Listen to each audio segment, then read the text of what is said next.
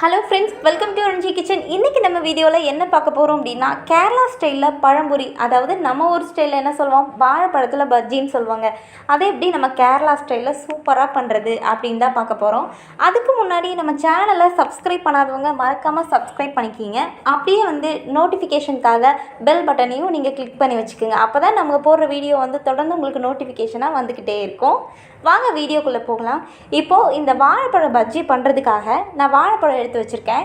பாருங்கள், நல்லா பழுத்த பழமாக நேந்திரம் பழம், பெரிய பழம் எடுத்து வச்சுருக்கேன். இந்த பழத்தை ரெண்டாக கட் பண்ணி இந்த மாதிரி எடுத்துக்கோங்க. இப்போது இதை சின்ன சின்ன ஸ்லைஸாக நீங்கள் இந்த மாதிரி கட் பண்ணிக்கணும்.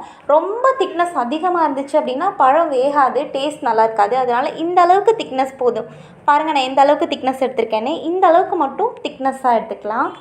இப்போது இந்த திக்னஸில் எடுத்துகிட்டு நம்ம இப்போ மாவு ரெடி பண்ணிக்கலாம். இப்போ ஒரு பழம் தானே எடுத்துருக்கோம் நம்ம, அதனால் கொஞ்சமாக மைதா மாவு, ஒரு கப் அளவுக்கு மைதா மாவு எடுத்துக்கோங்க.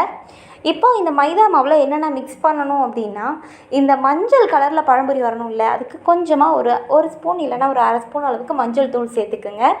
அதுக்கப்புறம் ஒரு ஸ்பூன் அளவுக்கு சர்க்கரை சேர்த்துக்கலாம். அதுக்கப்புறம் நல்லா புளிச்ச மாவு, இட்லி மாவு ஒரு 2 கரண்டி சேர்த்துக்குங்க. அப்போ தான் நல்லா பொங்கி சூப்பராக வரும். நான் இதில் சமையல் சோடா ஆட் பண்ணலை. நான் ஹெல்த்தியாக குழந்தை சாப்பிட்றதுனால, எங்கள் வீட்டில் ஒரு சின்ன பையன் இருக்கா, அவனுக்கு இதெல்லாம் சேர்த்தா ஒத்துக்காதுன்னு சொல்லிட்டு நாங்கள் இந்த மாதிரி இட்லி மாவு தான் சேர்த்துக்குவோம்.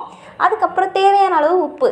நீங்களும் உங்கள் வீட்டில் குழந்தைங்களாம் இருந்துச்சு அப்படின்னா சமையல் சோடாவை அவாய்ட் பண்ணிடுங்க. இந்த மாதிரி இட்லி மாவு சேர்த்து பண்ணுங்கள். அதுக்கப்புறம் ரைஸ் பவுடர், அதாவது அரிசி மாவு, பச்சரிசி மாவு இருக்கு இல்லையா, இடியாப்ப மாவு, பத்திரி மாவுன்னு சொல்லி அதில் விற்பாங்கள்ல, அந்த மாதிரி அரிசி மாவு எடுத்து இதில் ஒரு ஸ்பூன் அளவுக்கு சேர்த்துக்குங்க. நல்லா மொறுமொறுன்னு வரணும் இல்லையா, அதுக்காக தான். இப்போது இது எல்லாத்தையும் நம்ம நல்லா மிக்ஸ் பண்ணணும். ஒரு கரண்டி வச்சு நல்லா மிக்ஸ் பண்ணி விட்டுக்குங்க. இப்போ இதெல்லாம் மிக்ஸ் பண்ணிவிட்டு நீங்கள் இதுக்கு கொஞ்சம் தண்ணி சேர்க்கணும். ஒரு டம்ளர் தண்ணி, சின்ன டம்ளரில் 1 டம்ளர் தண்ணி சேர்த்துக்கோங்க. அதாவது ரொம்ப தண்ணியாகவும் மாவு இருக்கக்கூடாது, கொஞ்சம் கட்டியாக இருக்கணும். நான் பாருங்கள், இதில் 3/4 டம்ளர் தண்ணி எடுத்திருக்கேன்.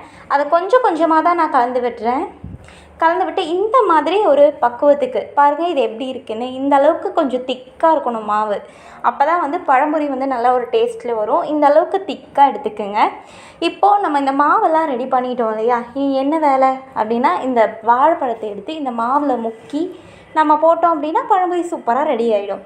வாங்க எப்படி பண்ணுறதுன்னு காட்டுறேன். இந்த வாழைப்பழமும் இருக்குது, நம்ம எடுத்து வச்சுருக்கிற மாவும் ரெடி. இப்போ இதை நம்ம இதில் முக்கி போட போகிறோம். நல்லா ஒரு பேனில் நல்லா எண்ணெயை காய வச்சிடலாம்.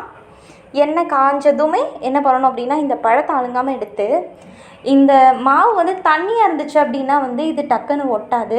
இந்த மாதிரி கெட்டியாக இருந்துச்சு அப்படின்னா தான் இதே மாதிரி பக்குவத்தில் வரும். பாருங்கள், இந்த அளவுக்கு கெட்டியாக இருக்கணும். இந்த சைடு 2 திருப்பி நீங்கள் அப்படியே எண்ணெய் சட்டிக்குள்ளே போட்டு எடுத்தீங்க அப்படின்னா ஒரு சூப்பரான பழம்பொரி ரெடி ஆகிடுங்க. பாருங்கள், இதை அப்படியே அழுங்காமல் எடுத்து இந்த இதுக்குள்ளே நான் போட போகிறேன். போட்டதுமே பழம்பொரி சூப்பராக பொங்கி வரப்போகுது. இப்போது இந்த பபுள்ஸ் எல்லாம் அடங்குற வரைக்கும் விட்டுருங்க. இது சீக்கிரமாகவே வெந்துடும், ரொம்பலாம் வேகணும்லாம் இல்லை. ஏன்னா பழுத்த பழம் தானே, போட்டதுமே சீக்கிரம் வெந்துடும். அதனால் இந்த பபுள்ஸ் அடங்கினதும் நீங்கள் திருப்பி போட்டிங்க அப்படின்னா போதும். பாருங்கள், இதை பபுள்ஸ் நல்லா அடங்கி வந்ததும் நல்லா இப்படி திருப்பி போட்டிங்க அப்படின்னா இதுக்கு ஒரு நிமிஷமே அதிகம் தான் சொல்கிறோம். நம்ம நார்மலாக பஜ்ஜியெல்லாம் எப்படி போடுவோமோ அதே மாதிரி தான் இதுக்கும் போடணும். இதுக்கு ரொம்ப திக்னஸாக இருக்குது, ரொம்ப நேரம் வேகணும்லாம் இல்லை.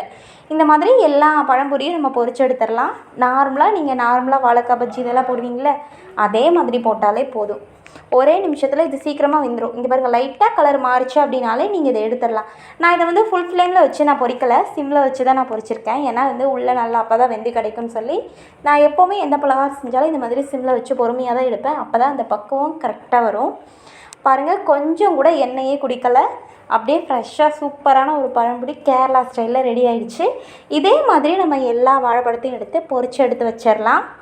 பாருங்கள், சூப்பராக பழம்பொரி ரெடி ஆகிடுச்சு. இன்றைக்கி ஸ்நாக்ஸ் எங்கள் வீட்டில் இந்த பழம்பொரி தான். இது டீ டைமாக இருக்கும்போது நீங்கள் குழந்தைங்களுக்கு இது செஞ்சு கொடுத்தீங்கன்னா ரொம்பவே டிஃப்ரெண்ட்டாக இருக்கும். Thank you friends.